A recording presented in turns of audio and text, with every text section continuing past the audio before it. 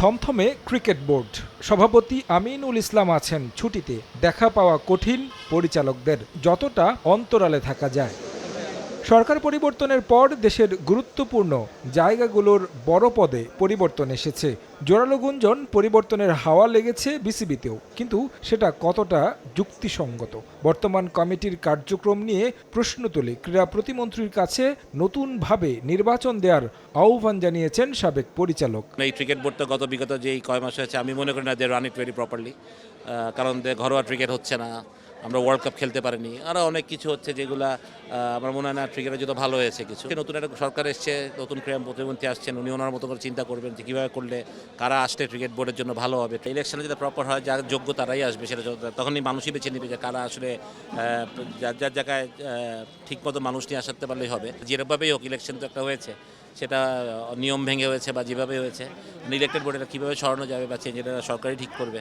তারপর হলে একটা আমার মনে হয় যে ইলেকটেড বোর্ড আসাটাই আমার মনে হয় সবচেয়ে কাম্য সবার কাছে। নতুন কমিটির ডামাডোলে বন্ধ মাঠের ক্রিকেট, আবারও রাজনৈতিক পট পরিবর্তনে কমিটি নিয়ে চলছে নানা গুঞ্জন। সাবেক এই পরিচালকের প্রত্যাশা, সবকিছুর আগে নিয়মিত করতে হবে মাঠের ক্রিকেট। ক্রিকেট বোর্ড চলার থেকে সবচেয়ে বড় ইম্পর্টেন্ট হচ্ছে খেলাটা চলা, যেটা মাঠে হচ্ছে না, খেলাটা হচ্ছে না, দেশের ক্রিকেটের জন্য প্রবলেম। ইন্টারন্যাশনাল ক্রিকেট তো হচ্ছে, কিন্তু আমরা যদিও ওয়ার্ল্ড কাপ খেলিনি, বাট তারপরও ঘরোয়া ক্রিকেট হচ্ছে না, এটা খুবই বড় ব্যাপার একটা। অনেকে এসেছেন গেছেন, আসবেন যাবেন, এরকমই হবে, বাট ক্রিকেট চলতে হবে। বাট এমন যদি হয় ক্রিকেটই না চলে, তাহলে তো সমস্যা, সত্যি কথা বলতে গেলে। তো আশা করি যে এই চেয়ারের খেলাটা বন্ধ করে ক্রিকেটটাকে আমরা ফিরে আসবো, মাঠে ক্রিকেটটা হবে, এটাই ইম্পর্টেন্ট। কবে নাগাদ দেশে ফিরতে পারেন বর্তমান সভাপতি আমিনুল ইসলাম? সেই প্রশ্ন ঘুরপাক খাচ্ছে দেশের ক্রিকেটাঙ্গনে।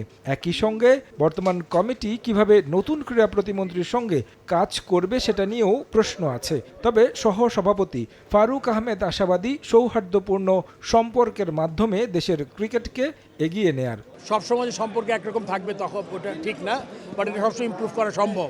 একটা গোলে আমরা এগিয়ে যাচ্ছি, বাংলা ক্রিকেটের উন্নতি এবং বাংলাদেশ ক্রিকেট।